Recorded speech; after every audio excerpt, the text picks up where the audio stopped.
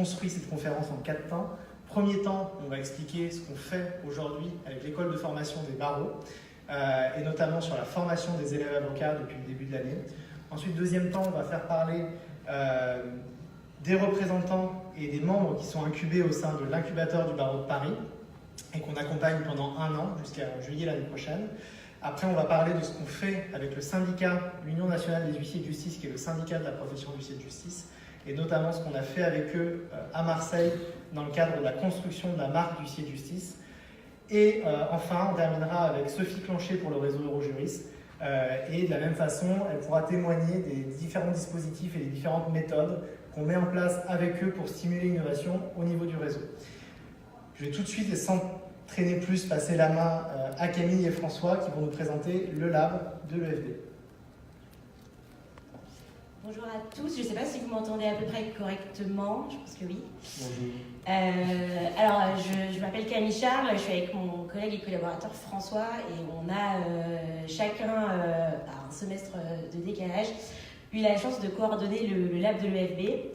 Alors, pour vous en dire un peu plus, ce qui s'est passé, c'est que l'EFB, qui est l'école de formation des élèves avocats du barreau de Paris, école qui forme chaque année 1600 étudiants, est venue contacter l'agence un jour avec ce projet un peu fou, à savoir former l'ensemble de sa promotion sur une année, d'une part aux grands enjeux de la transformation et de la mutation du marché du droit, et plus spécifiquement du métier et du cadre du métier d'avocat.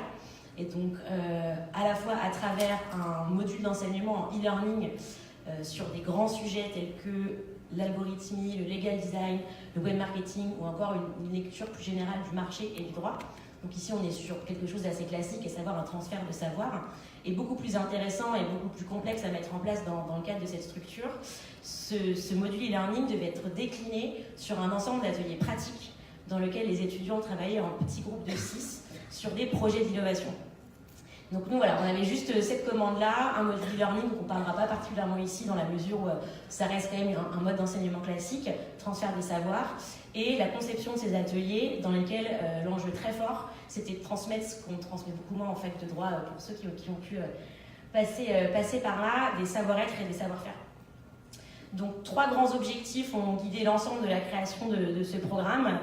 Un premier objectif très fort, c'était de créer une prise de conscience, de donner des intuitions sur justement les mutations en cours au sein du marché du droit. Et au-delà de ces intuitions, donner différentes clés de lecture et de compréhension aux étudiants pour qu'ils puissent non seulement lire ces mutations et ces transformations, mais également s'en saisir et éventuellement en tirer des opportunités. Des opportunités en termes de trajectoire professionnelle, individuelle, et pourquoi pas des trajectoires en termes de nouveaux services et d'entrepreneuriat. Entrepreneuriat, justement, c'était le deuxième objectif fort, à savoir donner aux étudiants les clés et l'envie d'entreprendre. Alors, entreprendre pas que au sens monter sa start-up ou créer un projet commercial, c'est véritablement entreprendre, se mettre en posture d'entrepreneuriat, mais aussi dans sa vie et sa trajectoire propre. Donc être à la fois acteur et être en capacité d'être créateur de quelque chose de nouveau. Et là aussi, pour ceux qui sont assez familiers de l'enseignement traditionnel du droit, c'est des choses qui sont assez difficiles ou nouvelles, en tout cas pour quelqu'un qui sort un peu de ce sérail.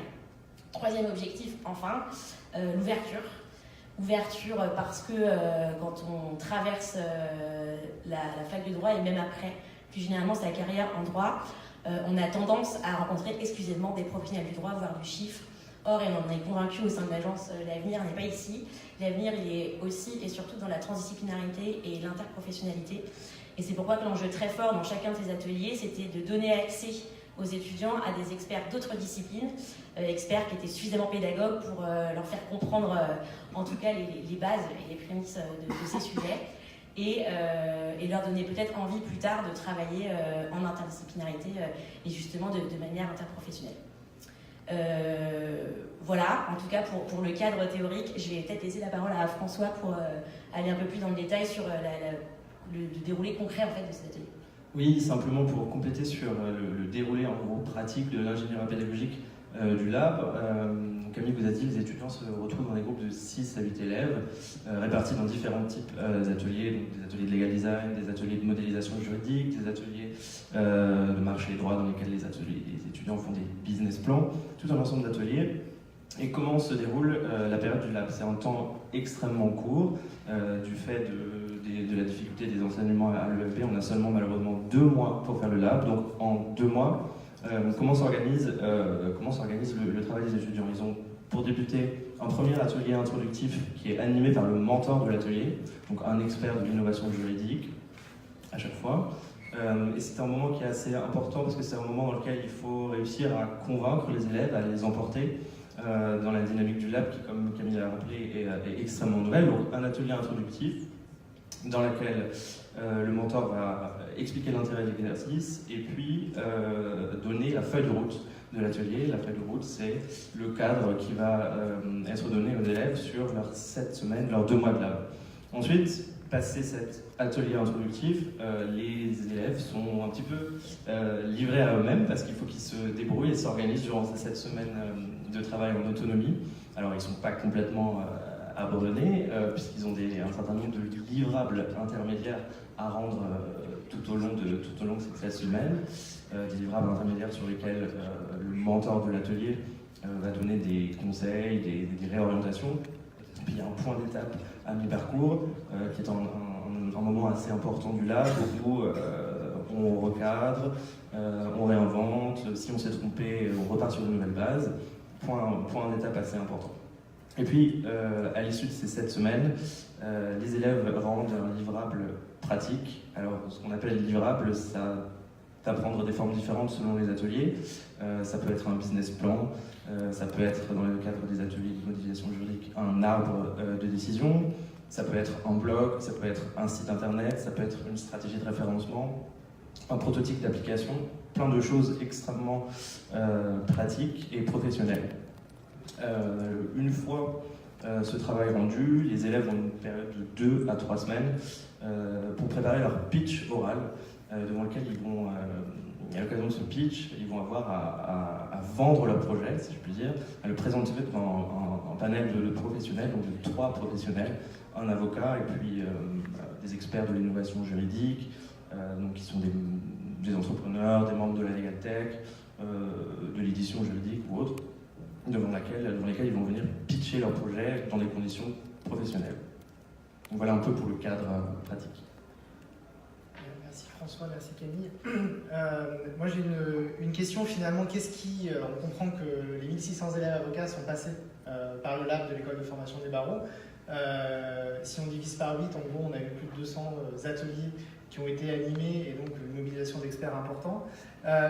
Moi j'ai un point, alors déjà est-ce qu'il y a des projets particulièrement intéressants qui sortent du lot? Est-ce qu'on peut en parler ou donner quelques exemples? Et puis deuxième point, qu'est-ce qu'on propose aux élèves qui voudraient aller plus loin? Est-ce qu'il y a des choses prévues à ce niveau-là? Alors sur les projets, là aussi c'est compliqué de s'en souvenir parce qu'effectivement on en a vu passer plus de 3 ans. Non mais c'est vraiment, on gère de la masse et ça fait partie des difficultés parce que les étudiants sont très très nombreux à l'EFB. Mais on a eu des choses qui étaient extrêmement intéressantes avec par exemple la profession de constitution d'une société interprofessionnelle spécialisée dans l'accompagnement des e-sportifs. Alors d'un point de vue positionnement marché, c'était extrêmement bien amené et c'était hyper pertinent. Là récemment on a eu un groupe de 6 qui nous a proposé un blog lifestyle de la vie d'avocat.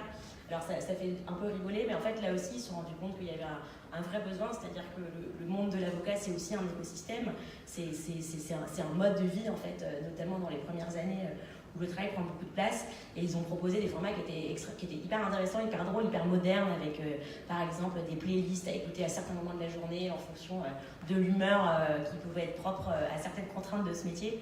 Donc voilà, on a des sujets, on a des choses qui sont extrêmement variées, avec des projets qui sont très aboutis. On a eu au premier semestre, par exemple, des étudiants qui ont fait un blog, qui ont été repérés par le rédacteur d'une revue juridique et qui on a proposé de publier un article. D'autres qui ont été repérés par le barreau de Paris pour faire des interventions, etc. Donc je ne sais pas si toi, tu en as d'autres en tête. Non, si c'est vrai, et juste simplement pour compléter sur ce que tu viens de dire, c'est aussi un argument pour les élèves lorsqu'ils candidatent en stage de dire qu'ils ont pu faire un certain nombre de réalisations dans le cadre du lab, que ce soit des blogs ou autres qui sont assez faciles à montrer, ou même des projets de business plan ou autres. On a eu aussi de très beaux projets dans les ateliers marché droit, par exemple, un projet de simulation de procès en réalité virtuelle, qui est quand même un truc qui était top. Donc voilà, quelques exemples. Et pour la suite, peut-être, oui, alors parce que forcément, on crée un peu des vocations quand on ouvre un espace de liberté comme ça et qu'on donne un peu la possibilité à ces étudiants de s'approprier des sujets nouveaux. Et donc, assez vite, on a eu la demande là aussi de la part de l'école. Alors au début, l'idée était d'identifier les projets les plus pertinents et les plus porteurs. Et ça s'est traduit immédiatement dans la création d'un parcours parallèle qu'on a appelé Parcours Talent et Innovation, et dans lesquels, là, pour le coup, les étudiants postulaient librement, parce que la particularité du lab, c'est qu'elle est imposée, tout comme la constitution des groupes, ce qui crée des contraintes, mais des apprentissages très forts en termes de gestion de projet et gestion de groupe. Ça, c'est des choses qu'on nous dit beaucoup. Et donc, dans le cadre du Parcours Talent, les étudiants venaient librement avec leurs projets, leurs idées, une envie d'avancer, une envie d'approfondir. Et là, on propose pendant quasiment un an un accompagnement sur mesure avec les étudiants. Alors, ils arrivent là où ils ont envie d'arriver, hein, ça peut être juste une phase d'exploration à titre individuel d'un sujet qui les passionne, mais pour d'autres, on est à des salles beaucoup plus abouties, avec quasiment des projets entrepreneuriaux à la clé. Voilà. Okay. Merci beaucoup. S'il y a des questions dans la salle, alors le format de la salle ne se prête pas forcément à l'exercice, en tout cas, on pourra les prendre après. Je vais enchaîner sur la deuxième partie de la conférence. Mathieu, Samia et Valérie, si vous pouvez nous rejoindre. Et donc, pour cette deuxième partie, on va prendre un autre exemple de prestation que l'on réalise, cette fois-ci pour le barreau de Paris directement, et pour l'incubateur du barreau de Paris. Mathieu, tu vas pouvoir vous en dire quelques mots. Merci Alexis. Bonjour. Je m'appelle Mathieu Bouillon de l'agence Hercule et je représente l'incubateur du barreau de Paris. J'ai un empêchement au dernier moment. L'incubateur du barreau de Paris représente pour le barreau un caractère innovation fort et jusqu'à maintenant qui est dématérialisé par un think tank, des événements et des prix d'innovation. Et depuis cette année, l'incubateur a décidé d'incuber, très simplement, des startups, de sélectionner des projets portés par des avocats du barreau de Paris, évidemment, et de les emmener à travers un programme d'1 an, de l'idée jusqu'à la sortie. Alors certains sont plus en avance que d'autres, mais l'idée générale, c'était vraiment de donner ce coup de pouce, ce programme de coaching intensif à ces avocats start-upers et les emmener vraiment sur des beaux projets d'entreprise. Alors, qu'est-ce que c'est le programme d'incubation du barreau de Paris? C'est 750 heures d'ateliers, de guichets, de keynote, de coaching que nous, Hercule, délivrons aux startups. Je pense, en tout cas, un des éléments qui a fait que le barreau nous a choisi pour faire ça, c'est effectivement qu'on avait au sein de l'agence plusieurs experts sur différents sujets, ou en tout cas qu'on a su aller chercher à l'extérieur par le réseau différents experts pour nous accompagner sur ce programme. Et la finalité, c'est qu'on accompagne effectivement 4 startups. Nous avons 2 représentantes ici sur scène. Il y en a 2 autres qui n'ont pas pu venir. 4 startups pendant 1 an à travers des ateliers alors de maturation de leur idée, de construction d'un business plan, de formation à la vente de leurs produits. Ils ont aussi accès à des guichets d'experts sur la comptabilité par exemple, le juridique lié aux sociétés ou encore le design. Et puis aussi, on a tout un programme de keynote qui sont des présentations faites par d'autres start-upers, des entrepreneurs ou juste des mentors qui viennent un peu raconter leur histoire pour inspirer un peu tout ce monde-là et les tirer un petit peu vers le haut. Alors, pour parler un peu de l'incubateur, Valérie Lanchi, qui est la fondatrice de Avocalix, une des 4 heures, je te laisserai en parler, tu en parleras bien mieux que moi. Et vous avez Samia Badouali, qui est la fondatrice de ProDroit, qui, pareil, je vais vous laisser raconter en 2 mots vos projets pour qu'on situe un petit peu ce que vous faites. Et aussi ce que vous avez, ce qui vous intéresse aussi peut-être, c'est ce que vous voyez dans l'incubateur, ce que vous venez y prendre et en quoi ça vous a aidé ou vous pensez que ça va vous aider un peu à changer ou à, en tout cas, évoluer dans vos projets. Valérie, si tu vas attaquer. Bonjour, je m'appelle Valérie Lanchi. J'ai créé Avocalix, qui est un générateur automatique de sites internet pour avocats, avec une forte dimension servicielle. L'idée, c'était de donner la possibilité aux avocats de créer le site internet de leur cabinet en 5 minutes et à partir de 49,90 €. Pas de barrière technique, pas de barrière financière, pas de barrière psychologique. Il fallait que ce soit simple, facile et rapide. On a réussi à finir Avocalix après presque 1 an de développement, de haut, de bas, mais enfin on l'a terminé et on va pouvoir le lancer et le proposer aux confrères d'ici le début du mois de décembre, d'ici la semaine prochaine. On est très heureux d'avoir été incubé par l'Ordre du barreau de Paris parce qu'on a constaté, c'est pour ça qu'on a créé Avocalix, que les avocats avaient du mal à prendre le virage du numérique. Ils ont du mal à se transformer, comme beaucoup de professions qui sont amenées de toutes les façons à évoluer et qui peinent un petit peu à le faire. Chez les avocats, c'était lié à un manque de formation qui commence à être un peu pris en charge par l'école des avocats, c'est récent. C'était un manque de formation, c'était un manque de connaissances informatiques. Donc l'idée d'avoir un incubateur au barreau de Paris qui en fait va accompagner les avocats qui le souhaitent à transformer leur profession ou à mettre en place des solutions utiles pour transformer leur profession est quelque chose qui nous a beaucoup plu. C'est pour ça qu'on a participé à ce concours et on est heureux d'avoir été incubé par l'incubateur du barreau de Paris. En quoi cela va nous aider? Ça va nous aider à améliorer notre offre, à nous challenger au niveau de la manière dont on va la présenter aux confrères, à l'enrichir au fur et à mesure avec les conseils techniques qu'on va avoir de l'agence Hercule et de leurs différents intervenants. Merci. Vas-y Samia, je t'en prie. Bon, bonjour, donc Samia Badourali, je suis également avocate et incubée auprès de ce magnifique incubateur du barreau de Paris. Alors, nous, on a mis en place une conciergerie juridique qui s'appelle ProDroit, qui a une double vocation. D'une part, une vocation à aider les dirigeants de TPE et de PME à régler tous leurs problèmes juridiques, rien que ça. Et également, l'autre vocation, c'est celle d'accompagner les confrères qui souhaitent d'une part accroître leur chiffre d'affaires ou leur clientèle et également, on va dire, déléguer l'aspect prospection à un cabinet, une entreprise extérieure.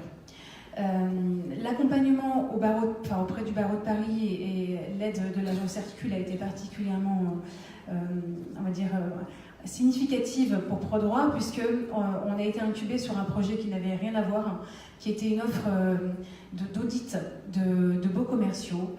On permettait sur notre plateforme aux locataires de vérifier si leurs beaux commerciaux étaient conformes ou non à la législation.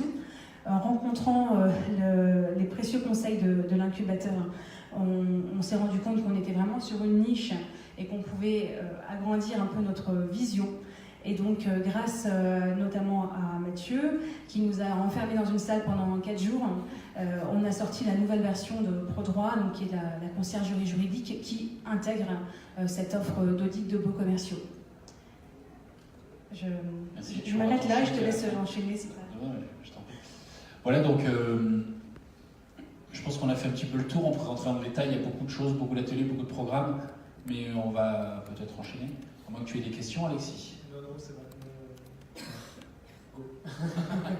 Merci.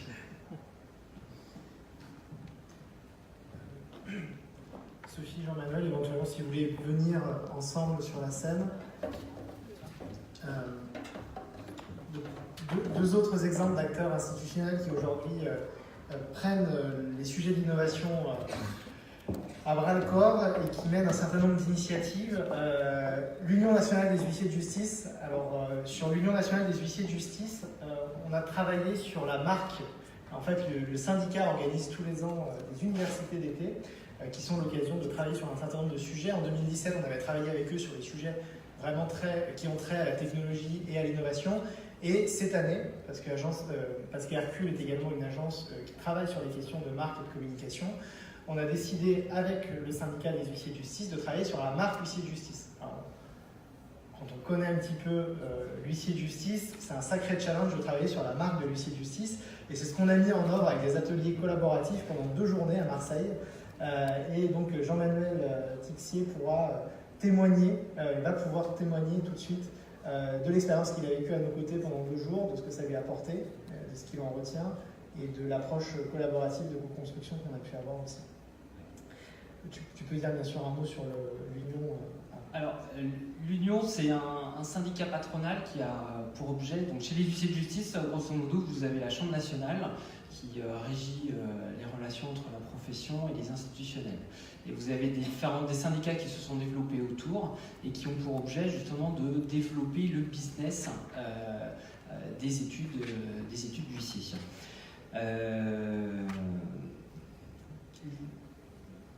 Ouais, donc les enjeux pour nous sont multiples parce qu'on a eu Macron qui est passé au ministère de l'économie et des finances et qui a complètement éclaté et atomisé notre profession, ce qui au final n'était pas un mal puisqu'on avait besoin justement de nouvelles règles pour pouvoir avancer et pouvoir travailler. Il faut se souvenir que jusqu'en 2007, un huissier de justice ne pouvait travailler que dans le ressort du tribunal d'instance. Donc ça veut dire dans un domaine de compétences qui était extrêmement limité. Depuis, maintenant on peut travailler sur toute la France pour les constats et pour l'exécution sur un ressort de cour d'appel. Donc pour nous ça a changé de nombreuses choses et ça a remis en cause beaucoup de choses. Donc ce qui était plutôt très bien. On a eu une modification du tarif à la baisse qui a remis aussi en cause notre économie.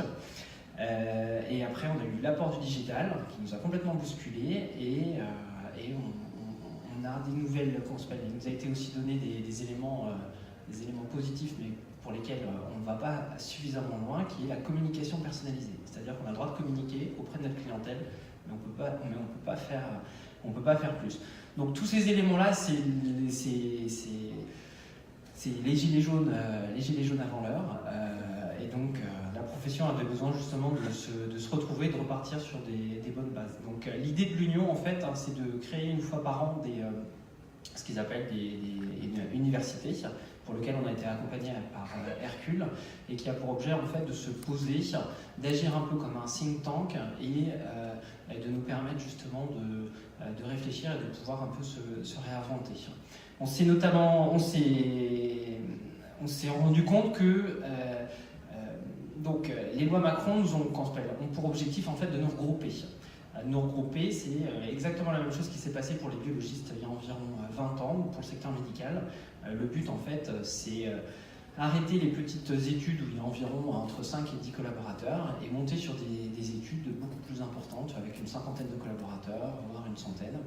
L'objectif étant d'avoir une offre produit pour les clients plus importante. Donc l'idée, bien entendu, c'est qu'il faut émerger, il faut faire sortir une marque. Alors au début, on se dit pourquoi faire sortir une marque, mais en fait, tout simplement parce qu'on a des collaborateurs là on est vraiment sur de l'humain, et ces collaborateurs doivent comprendre pourquoi on se regroupe. Et donc si vous leur dites que c'est simplement pour des raisons de survie ou si c'est pour simplement des raisons d'organisation, ça ils ne vont pas le comprendre, ils ne vont pas vous suivre. Donc l'idée, on a travaillé sur les universités donc à Marseille avec Hercule pour justement dire ce que c'était qu'une marque. Et en fait, on se rend compte que dire ce que c'est qu'une marque, identifier une marque, c'est hyper compliqué parce qu'en fait, c'est un peu de l'introspection, mais pas forcément personnelle, mais c'est de l'introspection sur son entreprise et c'est pas toujours facile. D'autant plus que dans notre profession, on nous a toujours demandé d'être généraliste au maximum. Donc il est difficile de faire ressortir des traits de personnalité dans ces cas-là. Donc on a fait différents ateliers avec le cabinet Hercule. Alors des ateliers qui vont vous paraître, c'était un peu des ateliers pliage, collage, découpage. C'était un peu au niveau maternel, mais au final ça a été très ludique et ça nous a permis justement de nous recentrer. Donc on a fait des jeux, si j'étais une paire de chaussures, si j'étais une voiture. On a fait différents types de jeux et au final les résultats étaient assez intéressants. Le but en fait, pour nous ça n'a jamais été une question avant. La marque pour les huissiers de justice c'était le nom des associés. Maintenant en fait on est passé sur des structures de forme commerciale, donc des CELAR ou des SAS, où en fait on demande en fait à ce qu'on ait une identité. Et c'est plus le nom des associés, mais maintenant ça va être la marque et les produits qui vont en découler. Au niveau on a fait différents thèmes.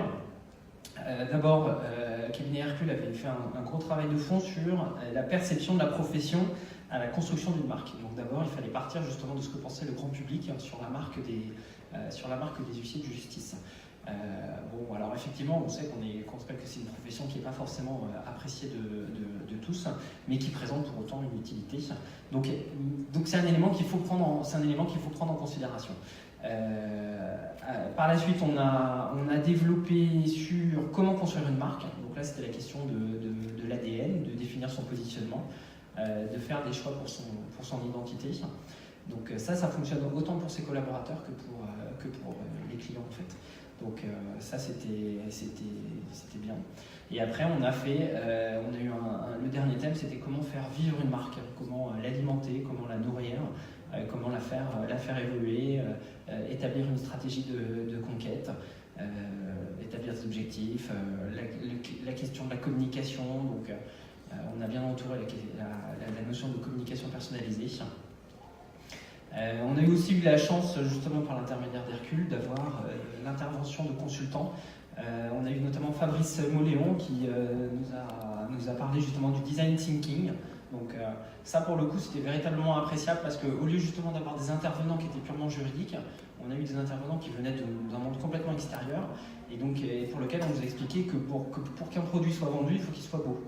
Alors, pour nous, on fait de la prestation intellectuelle, on s'est dit bon on fait du recouvrement, de l'expulsion, comment on peut faire du beau dans ces cas-là. Quels sont les apprentissages, les différents apprentissages?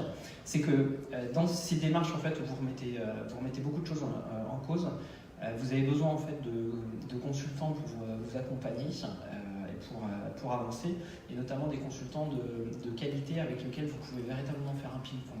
Si vous ne faites pas de ping-pong avec les consultants, c'est qu'au final vous n'avez pas grand-chose à vous dire, et c'est que l'étincelle n'est pas sortie. Donc, et à chaque fois, on a eu des super bons interlocuteurs avec lesquels on a vraiment pu échanger et qui étaient d'un monde qui n'était pas du monde d'Hercule, ils allaient piocher à gauche, à droite, des personnes vraiment de qualité avec lesquelles on a pris plaisir justement à échanger. Et en fait, on est ressorti de ces universités en se disant waouh, il y a vraiment énormément de choses à faire et en fait, ça donne vraiment ça va donner la pêche et ça donne envie d'avancer. Donc voilà. Et le dernier point, c'est qu'au final, il faut véritablement écouter les consultants. Alors, pourquoi il faut les écouter? Tout simplement parce que ils ont déjà rencontré le type de situation dans lequel en fait on est confronté, et donc ils savent en fait grosso modo les grosses erreurs. C'est-à-dire que construire une marque, au départ, on s'est dit mais construire une marque c'est facile, je vais mettre sur un bout de papier ce que j'aime, ce que j'aime pas, et puis je vais l'identifier. Et au final, ils vont vous dire oui, mais ça, est-ce que c'est véritablement une qualité, est-ce que c'est pas un défaut? Et dans ces cas-là, ils vont éviter justement de tomber dans les pièges dans lesquels on peut facilement, on tombe. C'est l'expérience, et donc ça vous permet véritablement de gagner de gagner du temps et de pouvoir construire. J'ai une question, Jean-Manuel. On comprend que par un certain nombre d'ateliers créatifs, ludiques, je disais tout à l'heure maternelle, parce qu'effectivement on est sur des choses qui sont extrêmement basiques. Pour avoir animé certains ateliers à Marseille, on va finalement stimuler votre créativité en tant que participant. La question qui me brûle les lèvres aujourd'hui, c'est très bien de faire des séminaires comme ça qui vont stimuler cette créativité-là, mais c'est quand vous rentrez dans votre étude le lundi et les semaines qui suivent, est-ce que vous avez eu envie de mettre des choses en œuvre, ou est-ce que vous en êtes à ce niveau-là? Est-ce que c'est des réflexions qui vous ont imprégné et qui restent? Voilà. Alors ça reste, mais ça reste en fait si c'est toujours stimulé. C'est la règle. C'est-à-dire que si on fait simplement 2 jours à Marseille où on est bien stimulé, puis après on rentre chez soi et puis pendant 1 an on ne fait plus rien, dans ces cas-là ça ne bouge pas. Non, en fait il faut être stimulé, donc c'est aussi pour ça que l'Union est présente au Salon des Légatech. C'est pour justement maintenir cette stimulation. Pour revenir 2 secondes sur l'Union, l'Union en fait a pour objet, donc avec cet aspect économique, en fait justement de stimuler en fait les initiatives que vous pourrez avoir dans notre profession, dans la profession des huissiers, pour justement les pousser et les aider justement à développer leurs idées et leur business. Voilà. Merci à vous. Sophie, Sophie, tu es présidente du réseau Eurojurist, on se connaît très bien, c'est pour ça que je me permets également de te tutoyer.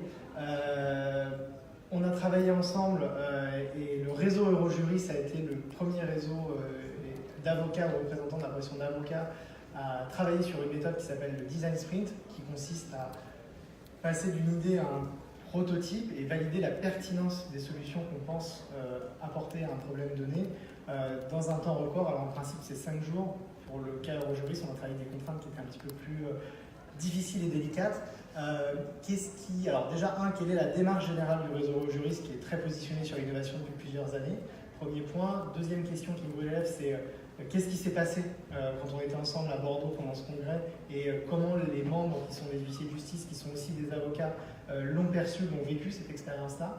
Et puis aujourd'hui, où est-ce que vous en êtes? Qu'est-ce qui a évolué et quels sont les projets à venir? Oui, alors effectivement, Eurojuris, c'est un réseau pluriprofessionnel qui regroupe plus de 1000 professionnels du droit, cabinets d'avocats et études d'huissiers, qui a pour mission principale d'aider et d'accompagner ses membres au développement économique de leur structure. Et dans ce cadre-là, bien sûr, il y a quelques années, on a pris le train de l'innovation, ce qui nous a semblé pertinent de pouvoir accompagner les membres d'Eurojuris dans le cadre de leur transition numérique. On avait quelques idées, c'est vrai qu'on a rencontré Alexis et ensuite on a travaillé avec Hercule parce qu'il fallait qu'on soit accompagné sur un certain nombre de choses pour pouvoir mettre en place cet accompagnement des cabinets et des études d'huissiers. Ça s'est fait par différents moyens, bien sûr. On a décidé de travailler avec toutes les parties prenantes de l'innovation, de la filière juridique, par l'intermédiaire d'OpenLaw, notamment notre participation à OpenLaw. On a également noué des partenariats avec des startups et puis on a créé un lab, le lab Eurojuris, qui avait pour vocation, en plus d'être un think tank, de proposer des solutions innovantes aux membres pour pouvoir effectivement les mettre en œuvre dans leur cabinet, dans leurs études. Puis à un moment, on s'est dit, avec toute cette émulation autour de nous et puis ce qu'on voyait, qu'on pouvait également, parce qu'on réfléchissait beaucoup à des produits à destination de nos clients, qu'on pouvait également se lancer dans une petite aventure, c'est-à-dire un peu s'incuber nous-mêmes et voir ce qu'on était capable de faire pour créer des produits à destination de nos clients. Et c'est comme ça, effectivement, que dans le cadre du dernier congrès Eurojuris, on a sollicité l'agence Hercule pour, effectivement, cette expérience qui s'est déroulée en un temps record, puisque nous avons monté 2 équipes de volontaires, une douzaine d'avocats, une douzaine d'huissiers, qui ont travaillé un petit peu en amont pour définir les projets qu'ils voulaient développer. Il y a eu une petite étude de marché qui a été faite, enfin de voir effectivement si c'était quelque chose de pertinent, petite audit client, enfin voilà, tout a été mené un petit peu en amont avec Hercule pour effectivement définir le projet en lui-même. Et puis on s'est retrouvés à Bordeaux. Et là, nos 24 volontaires se sont retrouvés enfermés effectivement dans une salle pour pouvoir présenter à l'issue de ces 48 heures une plaquette qui pouvait en tout cas nous amener à réfléchir sur des suites et une éventuelle commercialisation. Alors ils ont travaillé d'arrache-pied. Le lendemain matin, le premier jour, le lendemain matin, ils étaient tous un petit peu fatigués. Pendant que les autres faisaient la fête, eux, ils bossaient. Mais c'est vrai qu'à la clôture du congrès, on a été vraiment, on va dire, abasourdis par le résultat, stupéfaits de ce qu'ils avaient fait, puisqu'on a eu 2 très beaux prototypes qui ont été présentés par les huissiers de justice d'Eurojuris, par les cabinets d'avocats Eurojuris, des prototypes qu'on a vraiment eu envie de s'accaparer et de développer ensuite. Alors après il y a toute la phase, une fois que la maquette est faite, il y a toute la phase du business plan. Effectivement, savoir si on fait du B2B, du B2C, combien ça coûte, avec la difficulté qu'on a de se dire, on est des avocats, on est des huissiers. À un moment, il faut poser la casquette du professionnel libéral et devenir chef d'entreprise. Il faut effectivement pouvoir dire, il y a l'investisseur, celui qui a envie de qui croit au produit, qui a envie d'investir. Il y a l'utilisateur, il y a éventuellement l'acheteur, parce que si on commercialise en dehors, en B2C, il y aura peut-être effectivement l'acheteur final. Et donc, effectivement, c'est un vrai travail. C'est pas facile, hein. Comme je vous disais, on est plus de 1000 professionnels du droit, avec des histoires différentes, des cabinets, des études d'huissiers de tailles différentes, des vécus différents. Et c'est pas forcément évident sur des projets comme ça, effectivement, d'avoir une adhésion. Et Hercule nous nous a vraiment accompagnés. On a fait une assemblée générale où Mathieu nous avait prévu un beau business plan, très bien expliqué.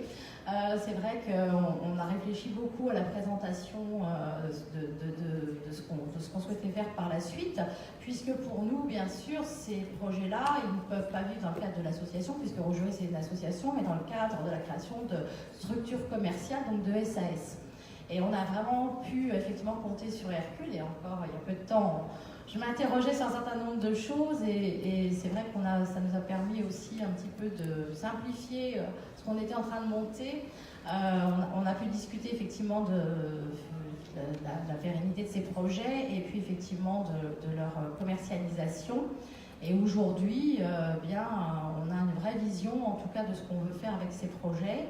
On va effectivement pouvoir faire du B2C pour notre projet huissier, du B2B dans un premier temps pour notre projet avocat, et peut-être plus par la suite, mais en tout cas avec un vrai accompagnement, une vraie réflexion menée avec Hercule sur effectivement ce qu'on pouvait faire, toute cette belle émulation qu'on avait eue et du travail réalisé aussi, parce que les huissiers de justice et les avocats qui ont travaillé sur ces projets-là, je crois qu'ils se sont vraiment appropriés, ils leur tiennent à cœur, c'est leur bébé, ils ont envie de le voir un jour sur le site de leur cabinet, utilisé par des clients qui auront envie effectivement de commander une prestation à un huissier. Enfin voilà, je veux dire, il y a eu une vraie émulation et une vraie appropriation aussi par les membres qui ont travaillé sur ces projets-là et qui ont vraiment envie aujourd'hui de voir un moment, on va pouvoir les utiliser, les vendre, enfin faire quelque chose de concret.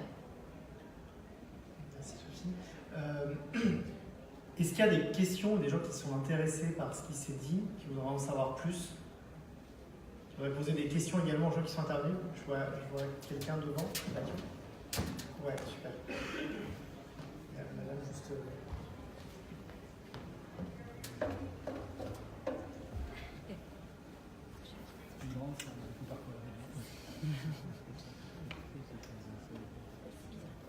Bonjour, Pascal Zimmer.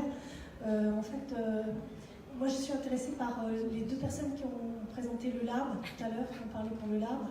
Et j'ai pas eu le temps de noter leur nom, parce que je souhaiterais faire une expérience avec eux, une expérimentation avec eux, dans le cadre de notre solution digitale cognitive et conceptuelle pour la formalisation des concepts innovants. Et j'aimerais travailler avec eux pour faire un partenariat ou voir comment on peut faire des choses ensemble pour des cas utilisateurs, également pour trouver des partenaires, des avocats qui seraient susceptibles d'accompagner des dossiers sur le plan de la propriété intellectuelle, mais y compris aussi sur le droit des affaires et la fiscalité, puisque c'est une solution qui s'adosse au droit d'auteur et donc qui relève d'une fiscalité particulière au niveau du droit d'auteur, ainsi qu'au niveau des contrats, puisque ce sont des concessions de licence d'exploitation ou bien des cessions de droits. Voilà, donc nous voulons concrétiser en fait un écosystème, et donc je ne sais pas trop comment on peut aborder le sujet, ce que vous pouvez nous proposer. C'est compliqué de l'aborder comme ça, voilà, dans une conférence ouverte. Oui, effectivement, mais... il peut y avoir des modalités de partenariat, ou en tout cas des sources d'inspiration pour les élèves avocats. Ça, c'est des choses qui sont envisageables. Voilà, c'est ça, c'est avec les élèves, c'est ça qui m'intéresse. Je vous invite peut-être à en discuter en dehors du cadre de cette conférence, sinon on va rentrer sur un débat assez précis, mais on en discute quand on sort. Est-ce que d'autres personnes ont des questions, des interrogations sur les formats qui peuvent être mis en place par l'agence avec ses équipes? Alors, juste un point qui est important, aujourd'hui on a fait un focus sur les acteurs institutionnels. Pourquoi c'est important? Parce que sur le marché du droit, on a des acteurs privés qui innovent, qui ont des initiatives, qui se comportent aujourd'hui comme des entrepreneurs. Mais ce qui est intéressant et qui se voit assez peu finalement sur les autres marchés, c'est que les acteurs institutionnels sur les autres marchés sont relativement passifs, voire freinent ces initiatives innovantes. Et aujourd'hui, ce qu'on voulait vous montrer au travers de ces conférences, c'est qu'on a des acteurs institutionnels qui représentent les professions et qui fédèrent un certain nombre de professionnels et qui sont aux avant-gardes de cette transformation numérique-là et qui viennent stimuler l'innovation pour créer un écosystème d'avocats entrepreneurs innovants, d'huissiers de justice innovants, modernes, qui sont capables de repenser leur marque, entre autres, mais également de créer des solutions innovantes, et également qui ont conscience que le juriste d'aujourd'hui n'est pas le juriste de demain, et que donc à partir de là, on doit être capable, avant même l'arrivée dans la profession, de stimuler la créativité, d'inviter chaque futur professionnel du droit à être curieux, à aller de l'avant et à être ingénieux et à développer des soft skills en dehors du monde du droit qui vont lui servir dans sa vie professionnelle et qui vont lui permettre d'être meilleur et d'aller de l'avant.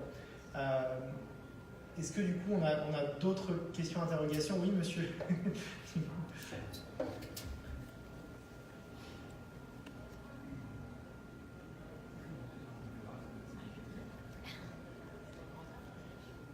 Bonjour, Daniel Maniscalco. Je voulais vous poser une question sur l'interprofessionnalité. On parle beaucoup d'interprofessionnalité dans les métiers du droit, du chiffre. Quelle est la position des huissiers et des autres professionnels du droit sur l'interprofessionnalité avec les autres métiers du conseil, en particulier dans l'esprit de l'entrepreneuriat et de la mutualisation des services, des expertises et des compétences? Aujourd'hui, au niveau de l'interprofessionnalité, en fait, ça a débuté, mais on n'en est vraiment qu'au départ et aux prémices. Pour la profession des huissiers, en fait, il y a eu un tel chambardement, en fait, et c'est une telle révolution qu'on est plutôt dans un phénomène de concentration au niveau des secteurs d'activité, au niveau des études d'huissiers sur les huissiers. On n'est pas encore justement sur un déploiement sur l'interprofessionnalité. Il y a des initiatives qui sont vues, je pense notamment à une initiative à Lyon avec des avocats et des huissiers, mais l'interprofessionnalité, là c'est la grande profession du droit qui ressort toujours dans la réforme, mais aujourd'hui, dans les faits, ce n'est que le début, ce n'est que balbutiant, et aujourd'hui on est sur un phénomène de concentration. Sophie, tu veux dire quoi? Alors c'est vrai que nous on a travaillé sur l'interpro. Alexis d'ailleurs nous a accompagnés, j'aurais pu en parler aussi. Comme on est pluriprofessionnel, avocat, huissier déjà, on a travaillé sur l'interpro avec le monde du chiffre. On a eu quelques réunions assez intéressantes. On avait un projet aussi, un produit qu'on avait envie de développer ensemble. Parce qu'en fait, ce qui nous a paru évident, on a beaucoup réfléchi à l'interprofessionnalité, c'est que pour faire de l'interpro, ça ne sert à rien. C'est-à-dire que vouloir se marier, si on n'a pas quelque chose à vendre ensemble, ou en tout cas réfléchir à un produit commun, ça n'a pas grand intérêt. Donc on a jusqu'à présent réfléchi en termes de produits. C'est-à-dire que mettons-nous ensemble pour une prestation, pour un produit, pour un accompagnement client, où chacun peut apporter sa pierre à l'édifice, mais dans le cadre d'Eurojuris, on a quelques rapprochements parce qu'on se connaît effectivement, on travaille ensemble, il y a quelques rapprochements, mais pour autant, pour l'instant, c'est vrai qu'on est encore un peu au frémissement et chez nous, on réfléchit beaucoup en termes de produits. Ça nous semble beaucoup plus opportun de travailler dans le cadre de structures dédiées, où chacun prendrait des parts éventuellement, de structures dédiées, structures commerciales dédiées à effectivement la vente, la commercialisation d'un produit client. Je crois qu'il y a une question là-haut également. Ah, ça va. S'il n'y a pas d'autres questions, je vous remercie de votre présence, de votre attention dans cette salle très grande. Et je vous invite à nous retrouver sur le stand 300-301 si vous voulez avoir des discussions plus spécifiques sur les projets qu'on mène et qu'on pourrait mener. Merci beaucoup.